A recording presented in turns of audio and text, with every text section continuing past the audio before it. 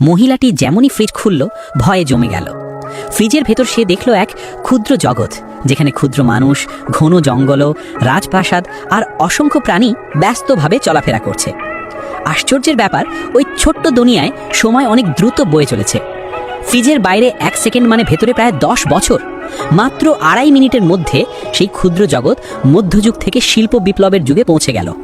আকাশচুম্বী চিমনি, কারখানার ধোঁয়া আর মানুষের ব্যস্ততা সব চোখের সামনে বদলে যাচ্ছিল। যখন তারা দুজন ফ্রিজের সামনে দাঁড়িয়ে এসব দেখছিল, তখন ভেতরের 2 শ্রমিক কথা বলছিল। বাইরের 2 দৈত্য আমাদের 50 বছর ধরে দেখছে। ভেতরের মানুষগুলো জানতো যে তারা ঈশ্বর, মানুষ তাদেরকে পূজা করত, তারা আসলে ফ্রিজের বাইরের মানুষ।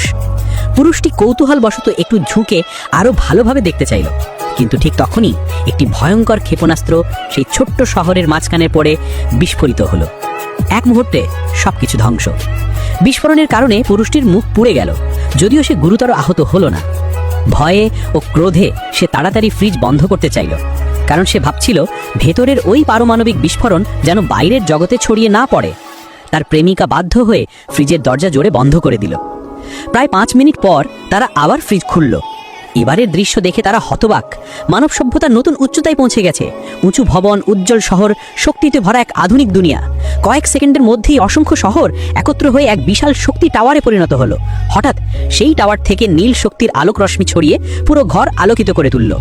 সেই আলো ধীরে ধীরে ফ্রিজের বাইরেও ছড়িয়ে পড়ল। কিছুক্ষণ চারপাশে ঘুরে বেরিয়ে সেই উজ্জ্বল আলো আবার ফিরে গিয়ে এক বিশাল আলোক গোলকে মিলিত হলো। তারপর হঠাৎ নিভে গেল। সবকিছু এত দ্রুত ঘটল যে তারা দুজনেই কিছুই বুঝে উঠতে পারল না।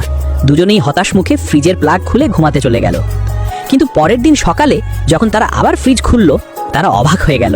ভেতরে আবার শুরু হয়ে গেছে এক নতুন যুগের জন্মচক্র। ভয়ঙ্কর ডাইনোসর আবার জন্ম নিয়েছে।